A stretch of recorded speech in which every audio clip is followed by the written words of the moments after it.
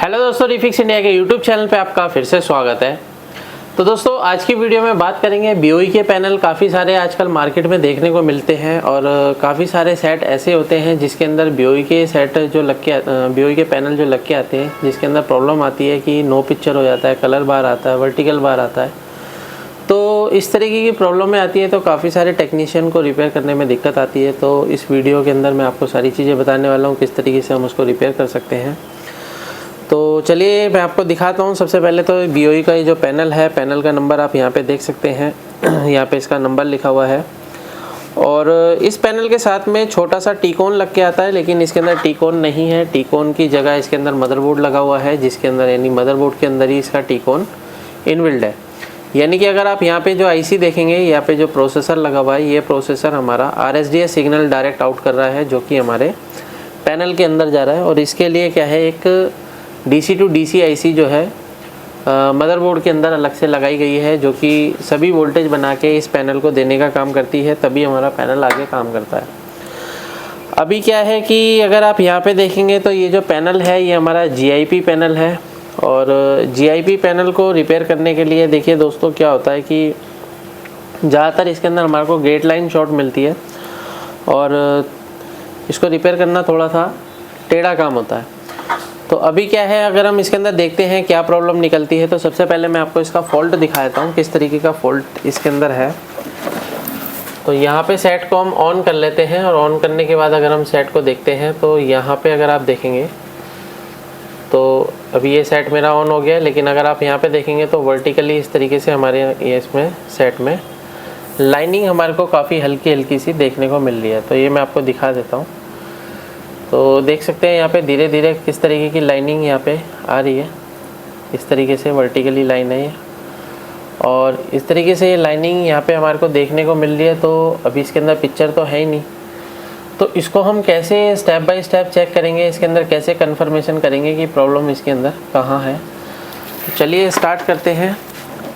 Multimeter को हम DC volt की रेंज पे लगा लेते हैं और इसका जो टी-कोन बोर्ड है, टी-कोन बोर्ड तो है नहीं, लेकिन अब इसकी जो वोल्टेज होगी वो मदरबोर्ड के अंदर चेक होगी।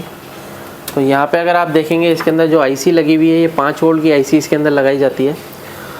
यानी कि जो DC to DC IC है 5 वोल्ट इनपुट लेती है और अलग अलग बूस्ट वोल्टेज हमारे बनाने का काम करती है। जैसे कि अगर आप यहाँ पे देखेंगे तो इसके लिए यहाँ पे एक MOSFET लगाया गया है, जो कि MOSFET पे अगर आप यहाँ पे देखेंगे तो 5 वोल्ट की सप्लाई हमारे को देखने को मिल रही है। 5 वोल्ट के बाद अगर आप यहाँ पे देखेंगे तो ड्रेन पे हमारे को 5 वोल्ट मिल रहा है, यानी कि सोर्स से इनपुट करके ड्रेन से ये आउट कर रहा है। यानी कि ये P चैनल MOSFET इसके अंदर लगा हुआ है और यहाँ से डायरेक्ट सप्लाई हमारे DC to DC IC के अंदर जा रही है। अब ये DC to DC IC क्या काम कर रही है, तो अगर आप यहाँ पे देखेंगे तो सबसे पहले यहाँ पे अगर आप देखोगे तो यहाँ पे एक AVDD बूस्ट वोल्टेज हमारी तैयार हो गई है। यानी कि हमारा जो DC to DC IC है वो प्रॉपर तरीके से वर्किंग में है। यानी कि जब तक ये बूस्ट वोल्टेज नहीं बनती है तब तक हम इसको प्रॉपर तरीके से ओके कंडीशन में नहीं मानते। अभी यहाँ पे बूस्ट वोल्टेज ओके है, इसका मतलब DC to DC सर्किट काम कर रहा है।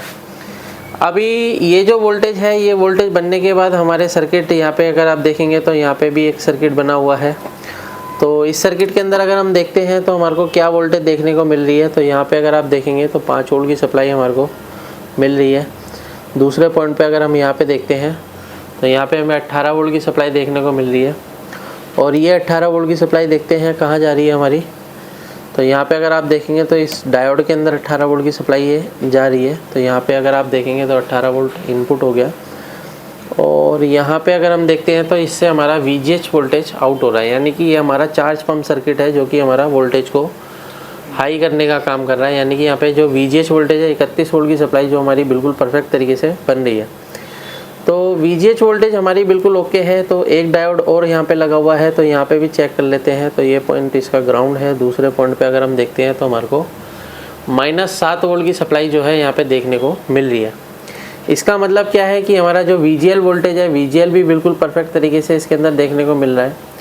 तो अभी क्या है कि हमारा जो DC to DC सर्किट है वो बिल्कुल ओके कंडीशन में है, जिसकी यानी कि सभी वोल्टेज ओके आउट कर रहा है ये।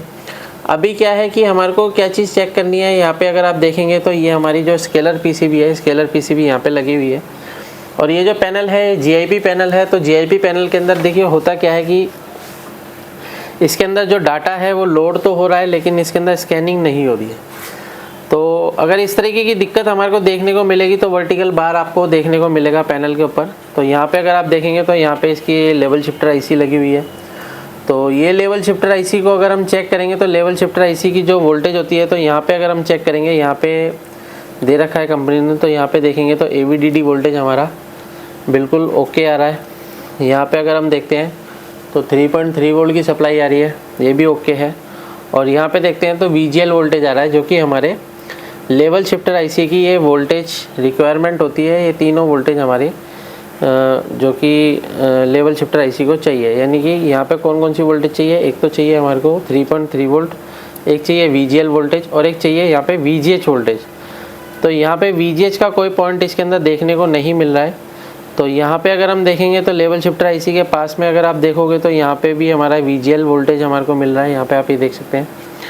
और इसके जस्ट पास में अगर आप यहाँ पे देखेंगे तो हमारे को यहाँ पे PF देखने को मिल रहा है। तो PF पे अगर आप यहाँ पे देखेंगे तो PF पे हमारे को कोई भी वोल्टेज देखने को नहीं मिल रही है। यानी कि इस PF पे हमारे को जो है VGH वोल्टेज मिलना चाहिए। ये हमारे को कंफर्म होता है इसके डाटा शीट से। तो ये जो डाटा शीट होती है ये हम आपको आफ्टर ट्रेनिंग देते हैं, किस तरीके से ये लेवल शिफ्टर काम करती है, इस आईसी की पिन डिटेल क्या होती है, ये हम आफ्टर ट्रेनिंग आपको देते हैं। अगर आपको पैनल रिपेयर करने में प्रॉब्लम आती है तो आप हमारे ट्रेनिंग ले सकते हैं। ट्रेनिंग लेने के लिए आप नीचे दिए गए कॉन्टैक्ट नंबर पर कॉन्टैक्ट कर सकते हैं। तो चलिए अभी यहाँ पे हम चेक करते हैं। तो VGH हमारा यहाँ पे नहीं आ रहा है, तो इस कंडीशन में हम क्या कर सकते हैं, तो यहाँ से हमारे को ये ट्रैक को ट्रेस करना पड़ेगा। ये जो ट्रैक है ये कहाँ से आ रहा है, उसके अकॉर्डिंग हम इसको रिपेयर करेंगे। तो अभी सेट को मैं ऑफ़ कर लेता हूँ और सेट को ऑफ़ करने के बाद अगर मैं यहाँ पे देखता हूँ, मल्टीमीटर को मैं यहाँ पे कंटिन्यूटी पॉइंट पर लगाता हूँ। तो कंटिन्यूटी पे से देखिए क्या होता है कि यहाँ पे जो है इसका कोई टेस्टिंग पॉइंट नहीं दे रखा है। अगर आप यहाँ पे देखेंगे इसका कोई भी टेस्टिंग पॉइंट नहीं है। तो टेस्टिंग पॉइंट नहीं है तो दोस्तों यहाँ पे हमारे को जो ट्रैक है वो कुछ इस जो है FFC कनेक्टर से हमारे को कंटिन्यूटी इससे मिलनी चाहिए। तो यहाँ पे अगर हम देखते हैं तो हमारे को कहाँ से कंटिन्यूटी मिल रही है, तो यहाँ पे ये हमारे को कंटिन्यूटी यहाँ पे चेक करनी पड़ेगी। तो यहाँ पे आप ये देख सकते हैं यहाँ से हमारे को कंटिन्यूटी मिल रही है और ये जो कंटिन्यूटी है ये हमारे को जाके मिलेगी दूसरे कनेक्टर से। यहाँ पे जो है इसका दूसरा जो कनेक्टर है, इस कनेक्टर से हमारे को कंटिन्यूटी मिल रही है। यानी कि ये जो कंटिन्यूटी है इस ट्रैक पर आ रही है और इस ट्रैक से अगर हम यहाँ पे देखते हैं तो हमारे को DC टू DC सर्किट के अंदर हमारे को ये कंटिन्यूटी मिलनी चाहिए। तो अगर हम यहाँ पे देखते हैं तो कौन से पॉइंट से मिल रही है, तो सबसे पहले यहाँ पे अगर हमारा VGH पॉइंट आ रहा था, तो VGH पॉइंट अगर हम देखते हैं तो यहाँ से हमारे को अभी तक कोई कंटिन्यूटी नहीं मिल रही है। यहाँ पे देखते हैं, क्योंकि देखिए दोस्तों यहाँ पे क्या होता है, तो डायरेक्ट मैं यहाँ से भी चेक कर सकता हूँ क्योंकि ये पॉइंट हमारा एक ही है। इसी से हम डायरेक्ट चेक करते हैं तो किसी ना किसी कंपोनेंट से हमारे को ये कंटिन्यूटी देगा। यहाँ पे देखते हैं, ये हमारा जो है चार्ज पंप सर्किट है और यहाँ पे देखते हैं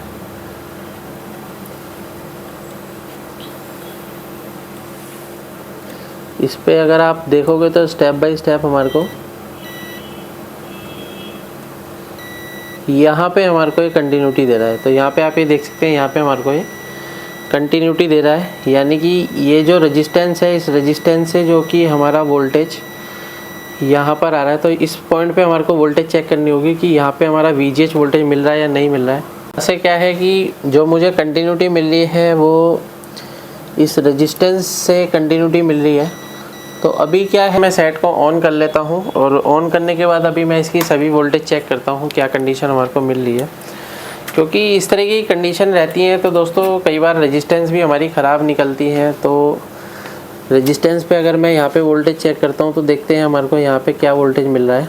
तो यहाँ पे अगर आप देखेंगे तो मेरे को यहाँ पे 31 वोल्ट की सप्लाई जो कि मिल रही है, लेकिन यहाँ पे इस पॉइंट पे नहीं मिल रही है। और ये जो पॉइंट है, ये पॉइंट सीधा हमारा ये FFC कनेक्टर के द्वारा इस पॉइंट पे आ रहा है और इस पॉइंट से हमारे आप देख सकते हैं यहाँ पे जो है इस PF पर आ रहा है। तो अभी क्या है, पहले हम इस रेजिस्टेंस को बदल के देखते हैं। तो रेजिस्टेंस को बदलने के लिए बेसिकली मेरे पास क्या है, सेम मदरबोर्ड है जो कि हमारे प्रैक्टिकल के लिए रहते हैं। तो इन बोर्ड में से हम यहाँ से कंपोनेंट को निकाल के लगा सकते हैं। तो यहाँ पे हमारे को सेम रेजिस्टेंस मिल रही है। तो मैं यहाँ पे क्या है, इस रेजिस्टेंस को बदल के देखता हूँ। तो देखिए इस तरीके की जो दिक्कत है, इसको आपको चेक करने के लिए आपको जो तरीका है वो इसी तरीके से आप अगर चेक करते हैं तो आपको फॉल्ट मिल जाएगा। क्योंकि क्या होता है कि कई सारे टेक्नीशियन इसको बारीकी से चेक नहीं कर पाते हैं, जिससे कि उनको पता ही नहीं लग पाता कि रेजिस्टेंस ख़राब है या क्या ख़राब है। और ज़्यादातर ये रेजिस्टेंस जब ख़राब होते हैं तो काफ़ी सारे टेक्नीशियन इसको पकड़ ही नहीं पाते हैं। तो अभी क्या है कि हम इसको दूसरे रेजिस्टेंस को निकाल लेते हैं यहाँ से।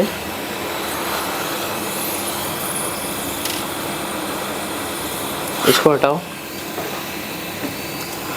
और इसको मैं क्या है यहाँ पे लगा देता हूँ।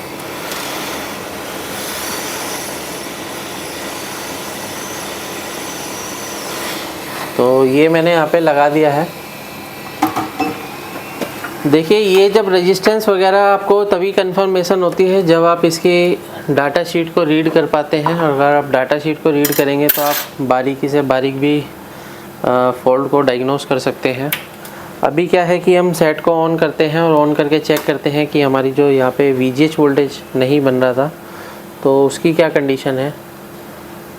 तो अभी हमारा सेट ऑन हो गया है। तो अगर आप यहाँ पे देखेंगे तो 31 वोल्ट की सप्लाई जो कि मेरे यहाँ पे बन गई है, यानी कि जो लेवल शिफ्टर IC को VGH वोल्टेज नहीं मिल पा रहा था जिसकी वजह से पैनल में प्रॉब्लम थी। तो अभी हम पैनल को चेक करते हैं क्या कंडीशन है।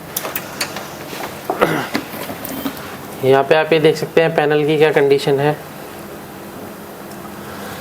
पैनल अभी हमारा जो है चल पड़ा है। इस तरीके से हम किसी भी सेट को आसान तरीके से रिपेयर कर सकते हैं। वीडियो आपको पसंद आए तो वीडियो को लाइक करें, शेयर करें, कमेंट करें। Thank you friends.